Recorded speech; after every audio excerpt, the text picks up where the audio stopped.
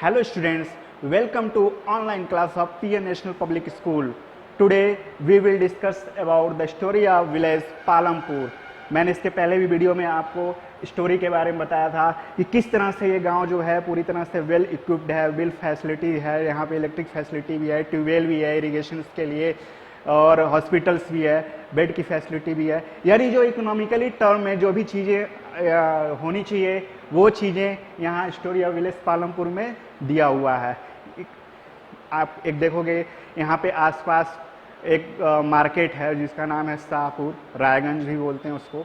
वो town area है जहाँ पर जो भी सरप्लस प्रोडक्शन होता है उस गांव में वो लोग क्या करते हैं, उस गांव में उस चीज़ को ले जाकर के क्या करते हैं, सेल करते हैं. यानी कोई भी प्रोडक्शन जो सरप्लस प्रोडक्शन है, तो सरप्लस प्रोडक्शन के लिए क्या चाहिए, एक आसपास मार्केट चाहिए. तो मार्केट में क्या होता है, वो उस चीज़ को ले जाकर के वहाँ पे सेल कर सकते हैं. तो वो जो नियर बाई जो वहाँ का मार्केट है वो क्या है, जो पालमपुर विलेज का नियर बाई मार्केट है, क्या नाम है उसका, शाहपुर, रायगंज. क्लियर. कल के वीडियो में हमने क्या पढ़ा था, फैक्टर ऑफ प्रोडक्शन. मैं उसको एक बार फिर से आपको रिपीट करके दिखा रहा हूँ. फैक्टर ऑफ प्रोडक्शन क्या है, यहाँ ध्यान दीजिए आप. फैक्टर ऑफ प्रोडक्शन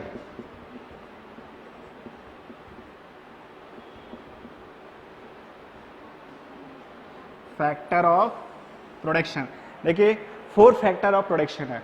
जैसे कोई भी हम लोग इंडस्ट्री सेट करते हैं या कोई एग्रीकल्चर प्रोडक्शन होता है, तो उस सब के लिए हमें कुछ 4 चीज़ों की ज़रूरत पड़ती है, लैंड, लेबर, फिजिकल कैपिटल और ह्यूमन कैपिटल. जैसे फर्स्ट हमने क्या पढ़ा था कि लैंड, जो फर्स्ट फैक्टर ऑफ प्रोडक्शन है वो क्या है, लैंड.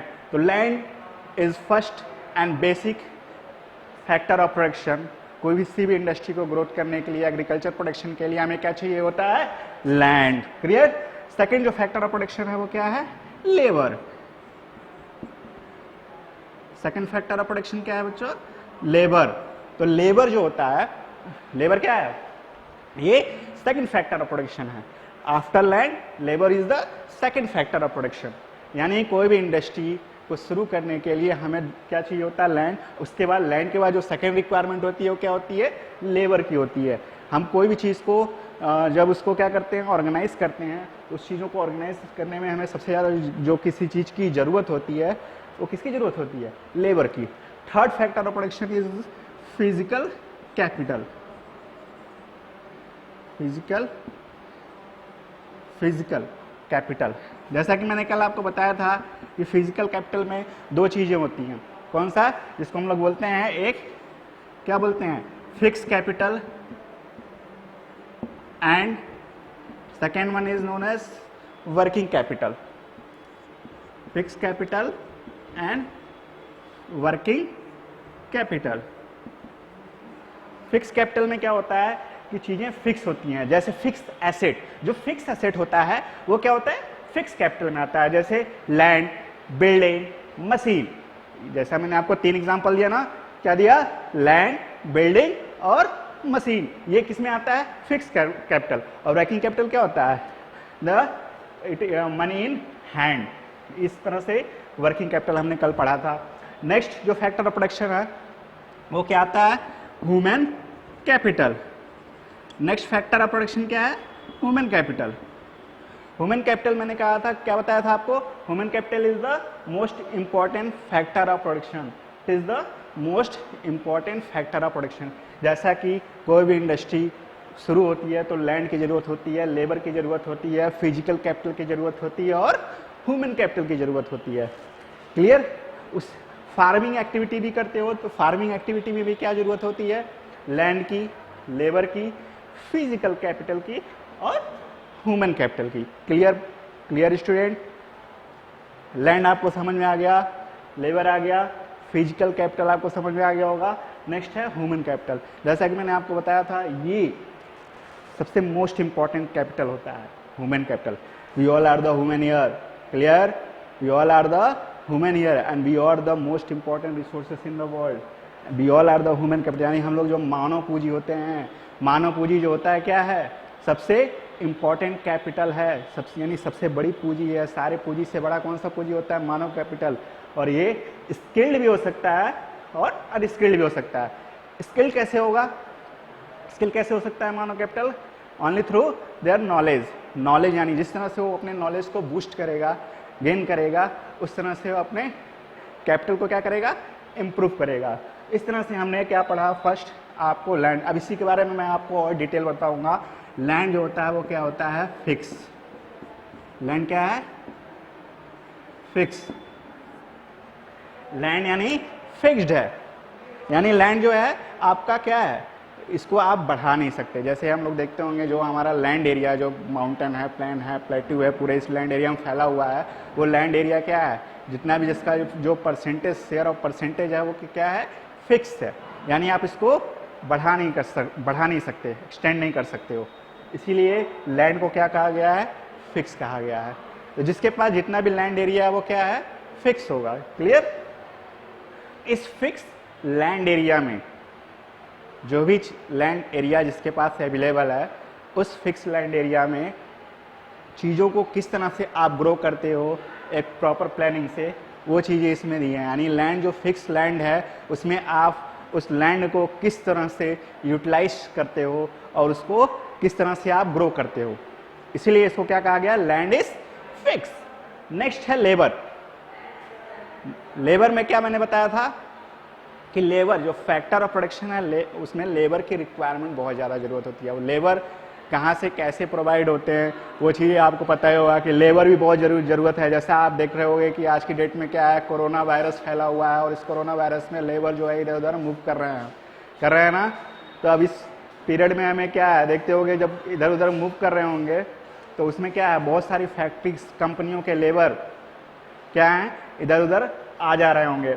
उस केस में किसी भी कंपनी या फैक्ट्रीज को क्या चाहिए होगा? Maximum labour. और लेबर अगर कम हो जाएंगे तो क्या दिक्कत होगी?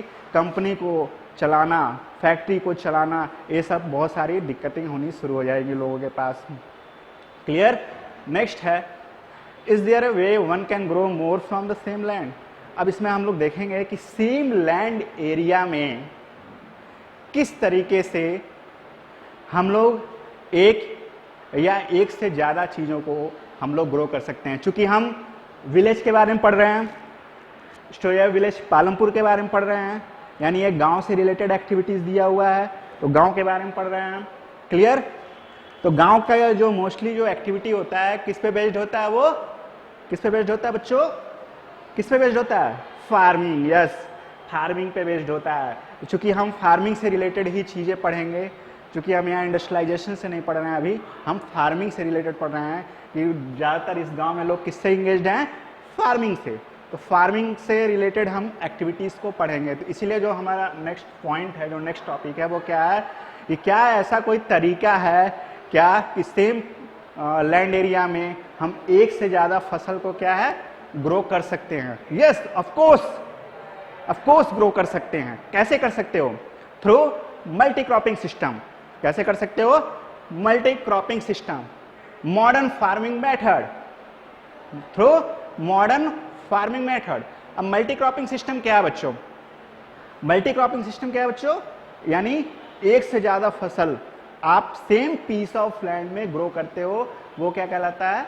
Multi cropping system. यानी सपोज दैट, एक एग्जांपल लो, आपने दाल का प्रोडक्शन किया, कोई भी पल्सेस का प्रोडक्शन करते हो उस लैंड एरिया में। अब उस पल्सेस का जो प्रोडक्शन है वो, जैसे मान लीजिए आप 8 या 9 महीने की फसल होती है, उस 8-9 महीने पे फसल के साथ आप उसके साथ कोई एक और फसल ऐड कर सकते हो, इसके साथ एक और कोई फसल ग्रो कर सकते हो। इस तरह से क्या होगा, सेम पीस लैंड एरिया में क्या है कि आपका सेम पीस लैंड एरिया में और भी चीज़ें आप ग्रो कर सकते हो। इससे क्या होगा, फार्मर का बेनिफिट होगा। इसको हम लोग बोलते हैं मॉडर्न फार्मिंग मेथड। इसके अलावा और भी आप क्या कर सकते हो, इसके अलावा हम लोग HYV सीड्स का यूज कर सकते हैं। कौन सा सीड्स? HYV। HYV का मतलब क्या होता है बच्चों? HYV का मतलब होता है high yield variety seed. High yield variety seeds. High yield variety seeds का मतलब क्या है? इसको हम शॉर्ट फॉर्म में क्या बोलते हैं? HYV।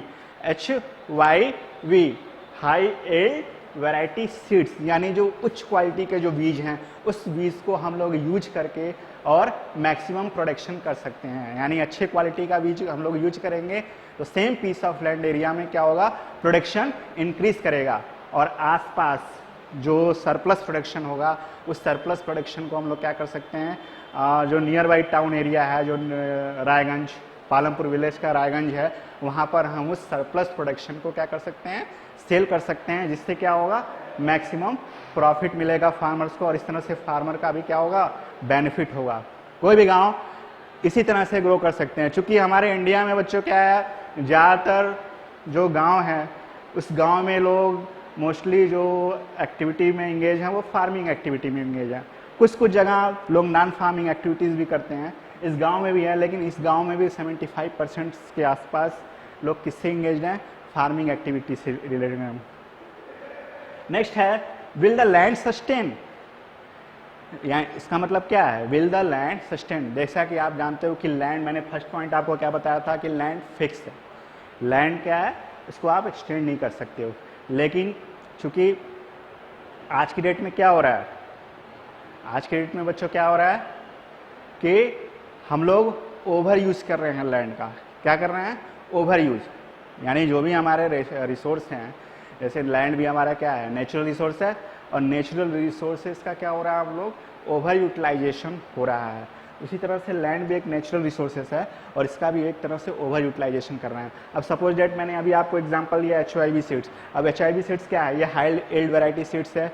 हम लोग केमिकल और पेस्टिसाइड्स का भी यूज करेंगे, तो केमिकल पेस्टिसाइड्स क्या होगा, लैंड को बैरन बना रहे हैं। क्या बना रहे हैं, बैरन।